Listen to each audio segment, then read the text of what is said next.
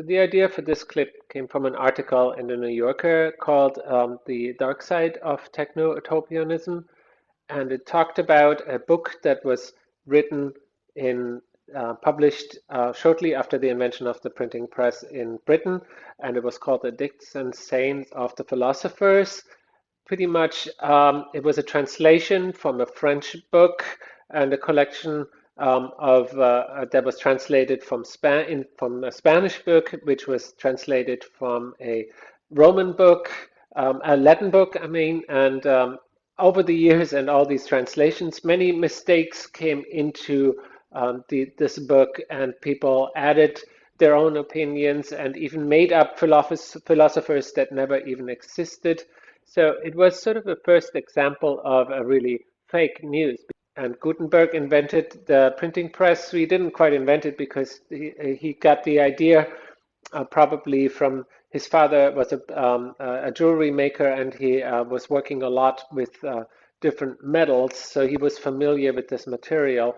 But also at the same time, or even earlier before that, they had printing presses with wood blocks. And in Asia, they had already invented several kinds of presses. But what it changed in Europe was because it was based on an alphabet. It was relatively simple to make the letters into make one master and then repeat this master with several copies. In that way, with Asian kanji letters, it would be much harder because you had to make thousands of them. In an alphabet, it's relatively limited that amount, so it kind of lent itself to it. And he copied what at this time was a typeface called Fraktur, and it copies the same look and feel of what the writers at the monasteries were copying the books by hand. So they had this very strong grid that made it easier for them to write each of the pages. But it would take years to complete a book.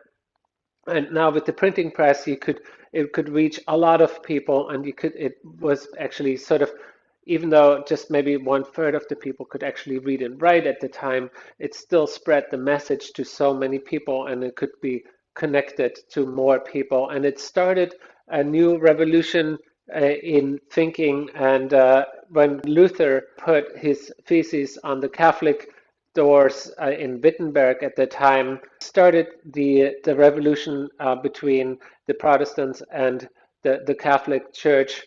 And the Germans actually used this Fraktur typeface because they wanted to make themselves look different from the Roman Catholic Church, which used more of the serif Roman Latin typeface. That's why it stuck around for so long, even though it wasn't really a very practical typeface. But he worked with this metal, and it was a tool that did pave this way for the like the Reformation, Enlightenment, and later on the Industrial Revolution as well, because all these new ideas could be printed and distributed wider. And today they talk about a similar revolution, that the computer and the printers and like our now publishing with digital would be sort of a fourth industrial revolution. There is a lot of free information, but at the same time, it would be pretty easy to also spread a lot of misinformation. So besides all the regular social media information like Facebook and LinkedIn and all these, they have some sort of regulation. Even Reddit, you can upvote certain, maybe you can downvote false information, and it will filter out eventually by the users. But there are other websites, like in 2003, this website 4chan came up, and it was completely anonymous to post, and there were a lot of hate speech, and also it encouraged white supremacists to post their shootings and encourage other people to do the same. So it was completely uncontrolled, and the owner took it down very soon after. But even after that, another person put up a website called 8chan, so I don't think you can stop it anymore at this point. And then I talked about it in the overview before. When I look back, what will people find of us when they dig out our remains? And there's this website called Wayback Machine, and it's really fun to look at some of the earlier websites that are still around that were recorded. I'm surprised that this website hasn't received any more love. It looks like so outdated. But I think it's very important to somewhat uh, uh, archive the websites that we're building because we're always updating the website. So none of these old websites will ever remain. And this whole culture will just completely disappear